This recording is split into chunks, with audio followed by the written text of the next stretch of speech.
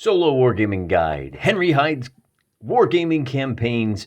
These are the two books that I use when I want to run a detailed map-based campaign. And I've been hankering for some historical war games lately. Been doing an awful lot of fantasy war games. A little weird, I realized today that I used the one-page rules as the gateway drug to get into Warhammer Fantasy Battles. A little weird. Wanted to do some black powder, so I thought, hey, let's revisit Bellamunda. For those of you that are relatively new to the channel, Bellamunda is a world that I have, and that's Bellum meaning war, and Munda meaning world. I had hoped today's video would be the beginning of the third installation in the campaigns of Bellamunda. It just wasn't meant to be. It's not working out great, and I'll explain why. Today is a little bit of a mea culpa, it's a little bit of a lessons learned, it's a little bit of a, well, that didn't work. And it's a learning process. And I'm hoping to share what I've learned with you guys, even though we don't have a big, full 20 episode campaign to share. Might be worth looking at the difficulties I've had so that you can avoid them yourself. As a quick recap, the first chapter in the trilogy was the war between Dextromania and Sinistrea. The king of Dextromania wanted to take over his neighbor, so he arranged for a marriage. His daughter, Helen, was to marry a prince of Sinistrea. She had other ideas. She took the money, she took her dowry, and she ran off. In the confusion, Dextromania was able to basically kidnap the prince of Sinistrea and use the fact that there was this betrayal here, that the dowry is missing. He was able to accuse Sinistrea of being sinister and launch an invasion. As you can see, Blue Army went up north, Red Army went down south. Didn't go well for the boys in Dextromania. It was a minor defeat for them. They managed to lay siege to the capital of their opponent, but their capital also got laid siege to. So they basically just called the whole thing off, went back to the status quo, each side licking their wounds. In the next battle, so at that point, the red-handed Helen, the princess, we called this the first elopation war, she was off having some piratey adventures up there in the north. So then we had a second campaign, and that was the nations immediately to the south. So the two nations we just looked at are located just off the map up there to the north. The White Queen, the Queen of Albi, realized that with her northern flank secure, she was able to invade her neighbor Tenebra over here to her west. That didn't go well for her either. She had a huge difficulty. She's a little bit bigger. She outnumbered her opponent, but she had no improved roads linking this wonderful river network to the frontier. So she wasn't able to get her forces over to the west in time, suffered a couple of really big defeats here on the frontier, and wound up losing a C-class town and an E-class town. This is kind of a mid-sized town, and this is just a little village. They are now part of Tenebra. Tenebra took them over as part of the peace. So the question is, what do we do for our third chapter in this trilogy? And I thought, well, let's have Red-Handed Helen come back. She's now made her fortune, and she is allied with the White Queen, and together they can launch a war on the neighbor immediately to the north, Dextromania. If they can conquer that nation, if Red-Handed Helen can seize the throne from her perfidious father, who wanted to sell her off to the dopey prince of the neighboring kingdom, then they can combine forces and invade Tenebra in a fourth campaign. So wouldn't that be nice? We have a very easy narrative structure, but we have built ourselves a campaign that has a definitive endpoint. Can Albi take the capital of Dextromania? The nice thing is, I already have the maps drawn. Bear in mind, I should point out, remember that these two communities right here are not included in the nation of Alba. The White Queen spent the intervening, 3 to 5 years improving the road network. So now she has some improved roads. She'll be able to move forces to the west a lot faster. But of course, she has a real nice advantage in that she can feed, aside from this little sun harbor down here, she can feed her forces right up to the frontier.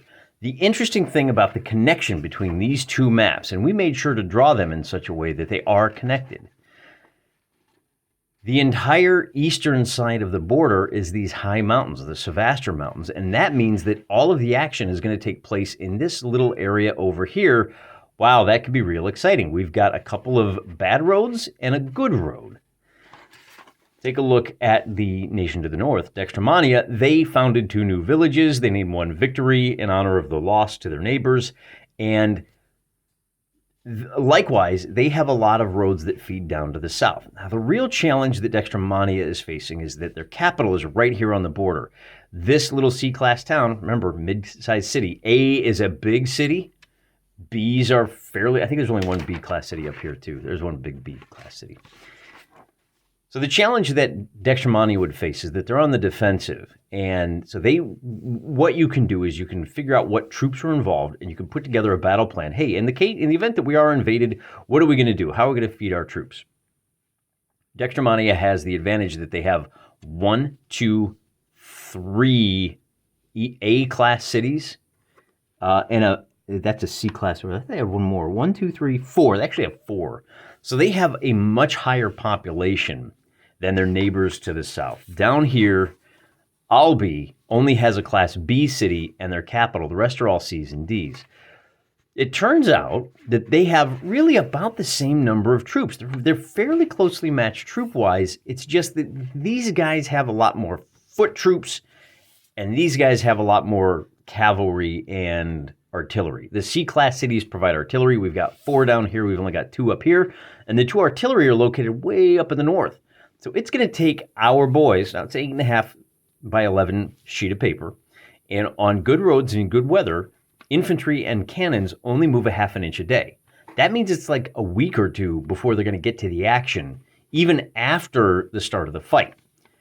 A lot of the power troops over here for the part of the Dextromanians are going to have a hard time getting into the action.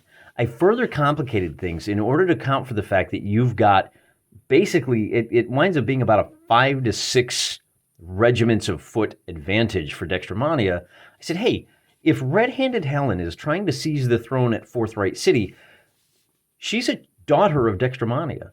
We can have one of these A-class cities go in revolt.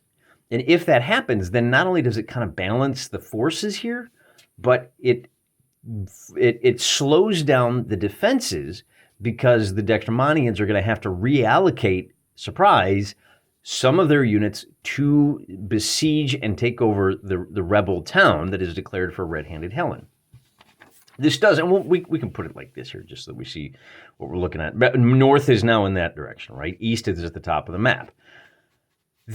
So that's kind of, my thought process in setting up this particular campaign. As it turns out, I've run this and I've recorded it 3 times. And in every single time, Forthright City falls almost straight out of the gate. This is not a winnable scenario for Dextromania unless you really put your thumb on the scale. One of the things that we do when we play these campaigns, William Sylvester's solo wargaming guide, is we kick off the campaign by rolling on this chart here. And this chart is a rather interesting one that really deserves some time in its own right. You roll a d6, flat curve, wildly unpredictable. So I'm just going to read them 1 through 6. On a 1, the defender mobilizes at the same time as the attacker. That's the best case for the defense. That's the best he can do. It only gets worse from there. On a 2, he begins to mobilize 5 days after the attacker, and 3, he mobilizes 10 days after the attacker. Now, mobilization means the day that you start to gather your troops. In other words, the day that we rally these cities, the troops, the foot, guns, horse, they're going to head up here to the city of Thornhold on the border. The day they start marching, the spies report to Dextromania, and Dextromania can start to prepare as well. They'll either prepare on day 0, 5, or 10. And here's where that result of a 3 is devastating. It only takes 8 days to get your army gathered on the border. And then this is a 3-day hike.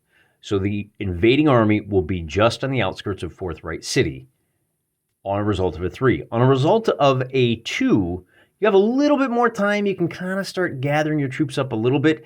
But those extra couple of days, that extra 5 days, doesn't make as big a difference as you think. Now, moving on, if we look at number 4, defender begins to mobilize the day the attacker crosses the border.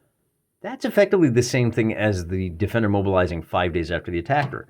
As soon as the attacker sets out after day 1, then, day 2, day 3, that 3 days That 2 days is not enough time to get any troops anywhere in the vicinity of Fourth Right City. Now, as a capital, we do start them out with a large number of troops, but it's just not enough. Now, and what if we look at these other two? Defender begins to mobilize 3 days after the invasion, 5 days after the invasion. Well, a 6 is as good as a 5. Because if your invading force is right, get out of here, bug. If your invading force is at the outskirts of the city, you're going to start mobilizing that day. We're not going to expect the city to sit there for 2 days while the invading force stomps all around the suburbs, right? Combine that with the fact that I've decided, well, we'll do a random one of these A-class cities. We'll go in revolt, and that will slow down the defenders as well. And ultimately, it doesn't really matter which of these cities goes into revolt. You've got a 40% chance that it's going to be one of these crossroads cities, and suddenly everybody up north, which is where the bulk of the concentration of the troops are, you've got a whole 4 communities up there. If you, then, they're going to be choked out. It's going to add another week or 2, depending on how you run that siege. And we like to use Henry Hyde siege rules. He's got a really good kind of tabletop wargaming thing where you can sit down in about 20 to 30 minutes, figure out how long that siege will last. It's a little unforgiving on the attackers. The attackers have to have like a 2-to-1 advantage to really be able to pull anything off. And even if you use the siege rules in the solo wargaming guide, it's pretty random. It's a card draw, and it can take another, like I said, 2 to 3 weeks. Well, in the event that any one of these goes into revolt, it's already game over, because everybody up here from the north is going to be just dogpiling on top of Fourth Right City. The only kind of balancing factor involved here is that these areas down south are so far away, but there's just not that many troops. I should point out, the fact that this river allows you to move a full inch upstream every day. The way I do it is you have to get to one of the cities along the river. You have to spend a full day loading up the boats. So you lose a half an inch there. But the fact that you're able to get this up this 10 inches, it's 10 days to get up there, and you don't have to rest. That's the other factor. I do have a take Sunday off day for marching troops. These guys down here, when they march north and over here, on day 7, there's no movement. They have to relax. Now they could relax here on day 5, and that resets the clock. So now it's 7 more days. You don't have that when you're on the boat. You're on the boat. You're relaxing. You can move downstream at 1.5 inches a day. That's 30 miles a day downstream. That is ridiculously fast. But the point is, the reason we're going through this exercise is that after setting this up 3 times and realizing that Dextromania is just going to get absolutely crushed. Well, actually, it was twice when I realized, these A-class cities just crushes them. Then I decided to try it one more time, and we've got, and I said, what if it's not an A-class city? And I ran into the same situation, that wherever you wind up having a revolt, it just slows things down way too much for Dextromania. So it just didn't work. So at that point, I decided, look, I'm just throwing in the towel. This could have been an interesting campaign, but the only way I can think of to make it work is maybe putting a pass up here and allowing for some movement over on the eastern side of the board and forcing some off-road movement. As it is, setting up a campaign like this, the advantages of moving along a road are so powerful and overwhelming. I'll point out, traveling across country, you only move 1/4 of an inch per day. So it's a day to 3 days between these two cities. It's a 6-day hike across the countryside. You don't move across the countryside. This style of map-based campaign is functionally no different than a point-to-point kind of wargame map. So bear that in mind. It can be a little bit different because you realize that you may have a case where you need to bypass a city, and it's worth taking the 3 days to go cross country to cross that 3/4 of an inch. And you have that option, and you have the option of deciding, well, if 2 armies meet along a road, we can determine whatever kind of battlefield we have. We aren't stuck dealing with, well, it takes 1 movement point, and do we fight here, or do we fight here, or what does it look like in between? And you can actually set up, in previous campaigns, we found that if we had a battlefield in one location, there's a pretty good chance we were going to have a battle there again. And so we were able to reuse battlefields. because even with this road network, there are certain choke points that kind of naturally develop where armies are wont to meet. So that is the advantage of using a strictly measure it using a ruler map-based campaign, is that you do have that flexibility that you can zoom in as tight as you want and zoom back out for the map-based movement. But fundamentally, ultimately, what I wanted to make this video for was to just remind you that we all have these games that we set up and they just don't work out so well. So you take a step back and you think, all right, well, let's try that again. Maybe the dice just didn't come up right.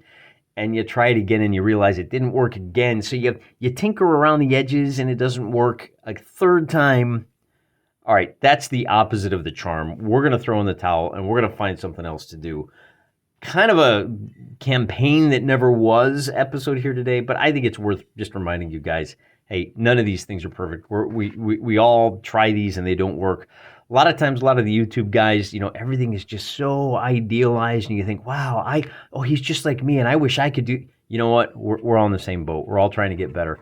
If you have any recommendations, any suggestions for ways to improve on map-based campaigns, I'm interested. Like I said, there's a sign. This is a sign. Maybe we should just go ahead and stick with fantasy after all. At least on the campaign front, the last success, we had a really good Black Powder campaign when you guys did the battles. Maybe that's the way to go. Or maybe we just need to, step back and reevaluate how we're doing campaigns in general. I didn't want to do the exact same style of campaign that I'd already done a few times. So maybe we can still use, I still think this book is really useful for the average wargamer. If for no other reason than because it does have the wonderful movement charts, how far do armies move based on what kind of units, what kind of the composition of the unit, and what kind of terrain they're moving on. It also has a delightful little weather chart in here that I like, and if it's way too rainy, and I'm glad I pointed that out. I do see here's my weather chart. You can see my note here is there we go on June 28th. That's where we're at. But even in one of these attempts, we started it in June, and even with just 2 of these boxes here, just you can see it's only 2 out of the 10 boxes have rain. Forces were just getting pounded by rain day after day after day. I was rolling streaks of 3. So let me back up. The way this works is you say, okay, today's the 28th. I'm going to roll a D6 to find out what the weather is like tomorrow. On a 1 or a 2, we move up a box. On a 3 or 4, we sit tight. And on a 5 or 6, we drop down a box. Of course, we drop off the bottom of the chart. This is Pac-Man. You just zoom, run right back up here.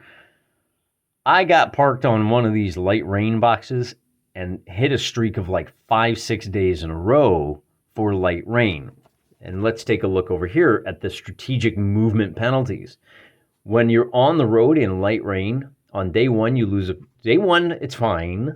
Just 1 day of rain won't affect you, but 2, 3, 4, on day 5, nobody can move. You're done.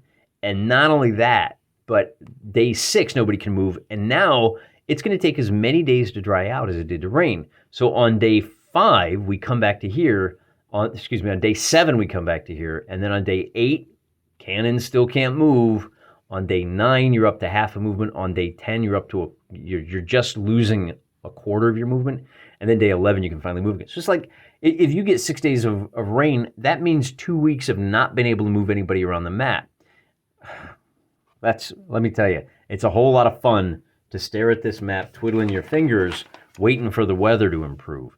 I know that weather affects wargame campaigns, but again, this is another case where you had an army laying siege, hoping for reinforcements or hoping for the siege to be relieved, and just nothing's happening. So that was the other issue that we ran into, is it was just kind of one of those perfect storms of bad dice rolls, bad setup, not enough flexibility, not enough options. And it's all right. We got tons of other stuff to do. Tune in next time. We'll actually have a game to show you instead of just talking about the game that never was. Till then, I'm Mr. Wargaming, and I'm praying for you.